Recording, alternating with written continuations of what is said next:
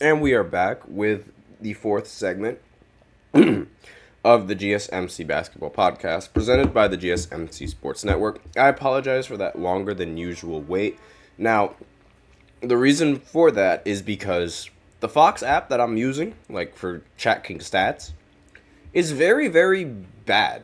Like, I'm sorry to say this, but like it is very bad. And the reason why I say that it's bad is because when you're in the NBA, the Fox app, it tracks points, rebounds, assists, steals, turnovers, all the basic stats, and field goal. But in for the Fox app, when you're looking at WNBA games, the only thing that they track for these games, like the only thing is the the team scoring and the team's field goal percentage. So it only calculates the points, the amount of makes and misses.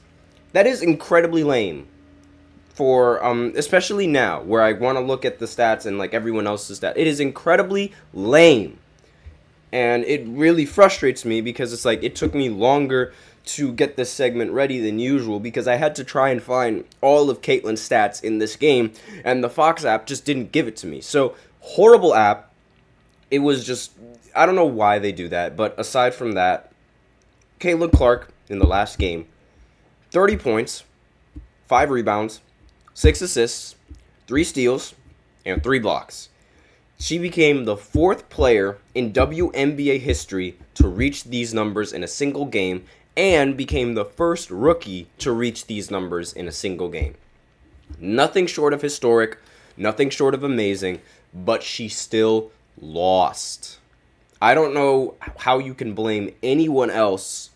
I don't know how you could put the blame on her for her team record and for this loss. I genuinely do not know. It's a similar story to Victor Wembanyama and how, he was playing on a very bad team with the Spurs, but his talent was far above everyone else, and the team was just constantly losing these games despite the fact that they had Victor Wembanyama on the team. Now, this is a similar story with Caitlin and the Indiana Fever. Obviously, when a team gets the number 1 pick, the team is bad, and they're bad for a reason. And that's why they have the number 1 pick. But you also can't expect the number 1 pick to be able to lift a team up from how bad they are. And I'm sorry, I don't mean to just completely discredit the women's team and women's basketball. They're at a very good spot right now. They're very popular. I love talking about women's sports. But this team, horrible. This team is bad, and it's a whole different level of bad, and it's really it's crazy to me. Just looking at how the team plays. I saw the team play live, and literally just watching that team play, it gave me a headache. It was just bad. It didn't work out.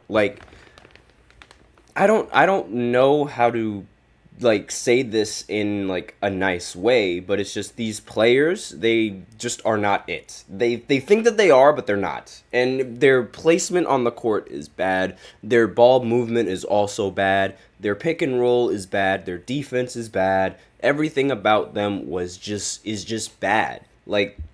And especially this one woman, Kelsey Mitchell. I am sorry. I don't mean to be disrespectful, but she is bad. She is just not good. You need to, the teams, she shot 5 for 15. She was awful tonight, and she's been awful for a majority of the time with the Fever, and she's robbing Caitlin Clark of shot attempts. She took 15 shots in this game for just 15 points. Why are you taking that many shots?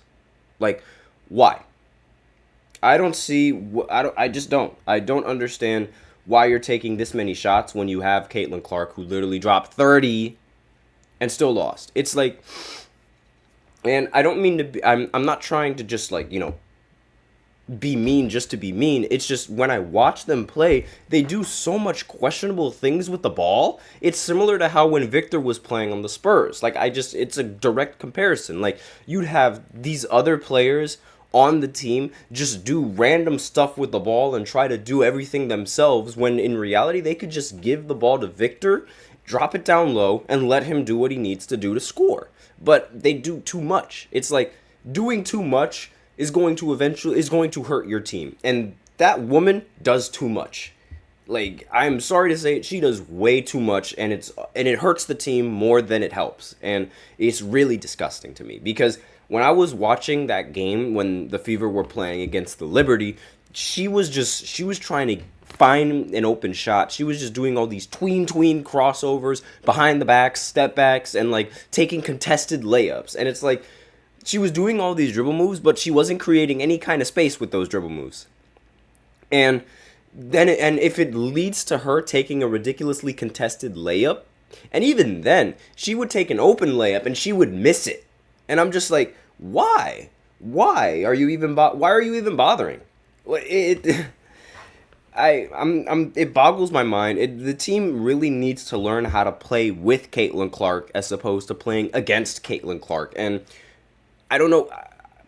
There's no other way to put it. And I try to be like, as nice as possible, but there is no way. I'm not going to bubble wrap any of these players and say that they played well or they played all right. No, they played bad and they're playing bad. It's that simple. I'm not bubble wrapping anyone for any kind of reason. Now, her shooting, like her field goal, for some, I just don't understand. Like, because her numbers, they don't look bad, but it's like every time I see her play, it's just, I don't like it.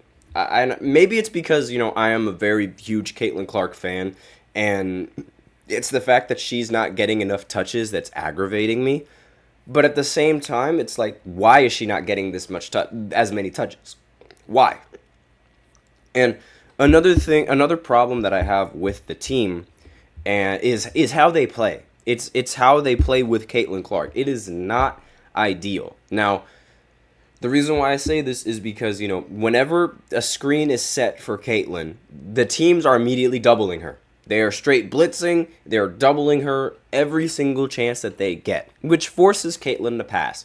But for some reason, the roller does not put herself in a good position to either score or make a play for somebody else.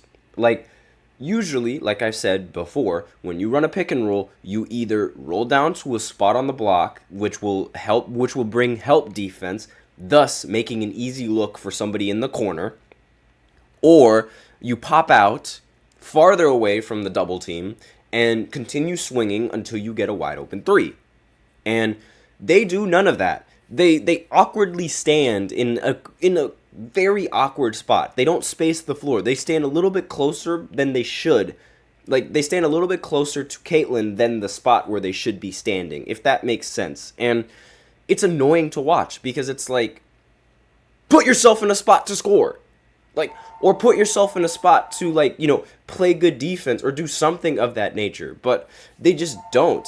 And I don't like it. I don't like how they're just not helping the team whatsoever. It's really hurting them. And that's really, like, there's really not much that needs to be said, aside from the fact that, dropping these numbers it's crazy. And being the first rookie to drop these numbers is nothing short of impressive. But with that, we are out of time for this fourth segment. So now I will go ahead and go into the fifth segment, where I talk about the Clippers former owner, Donald Sterling. So I'll be right back after this short break.